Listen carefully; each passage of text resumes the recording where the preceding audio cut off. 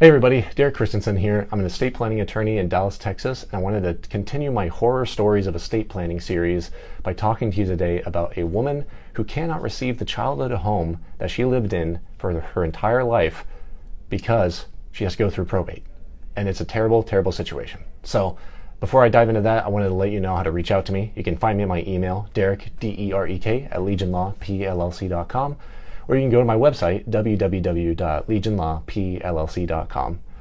And with that, let's dive right into this horror story. This is a woman who, it seems pretty straightforward, and this is actually one of the biggest misconceptions of estate planning that I talk about in some other videos, but one of them is what she ran into, which is there's mom and there's daughter, and that's it. There's no spouse, there are no other siblings. One sibling has passed away, the mother was divorced by the time that the estate plan, or by the time the mother passed away. So anyways, there's literally just two people in the entire family. It's mom passing away, giving everything to the daughter. That's it. Now, mom did not have a will, unfortunately, and it's unfortunate because that requires the daughter to go through the most painful form of probate in Texas, which is called the heirship proceeding. Now, the heirship proceeding, I don't want to get too far in the weeds, but it's long. It takes about 6 months to go through on average if everything goes perfect, which oftentimes doesn't happen. And it usually costs about $7,000 to go through in a good scenario. If it's more complicated, that's where it gets even more expensive. So this woman had to pay quite a bit of money, and she's now waiting 6 months. We're still waiting for the judge to sign the order to let her receive the childhood home. And again, this was just a home and a bank account with maybe a couple $1,000 in it. Like, it really wasn't that bad.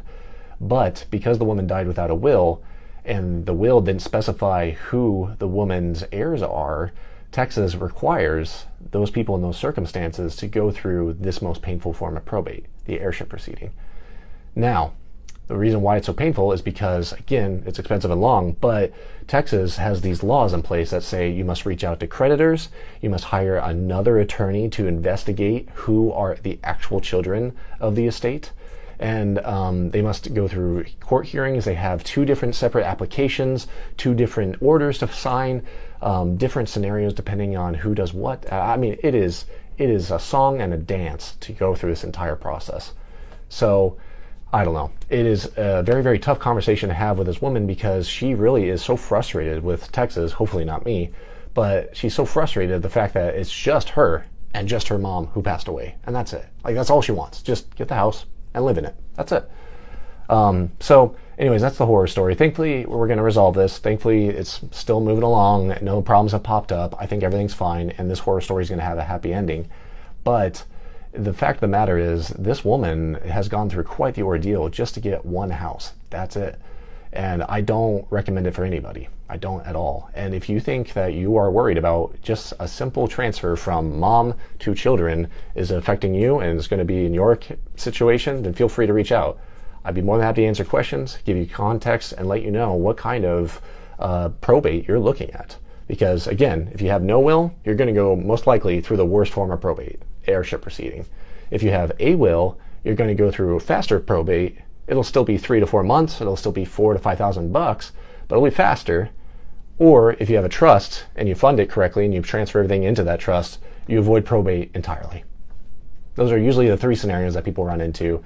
And the people in the first scenario, where they don't have a will whatsoever, assume that it's a small estate, there's really not that much to worry about, there aren't complicated family matters, so I should be through the fast track, right? And the answer is no. The answer is just no, most of the time. Now, there are different circumstances, but that's not the situation here. So again, if you have any questions, reach out to me. I'll respond directly to your email, Derek, D-E-R-E-K, at legionlawpllc.com, or you can find me on my website, where you can go to our Contact Us page and schedule a free consultation over the phone directly onto my calendar at www.legionlawpllc.com. So thank you so much, guys, and have a great day. Thanks for watching.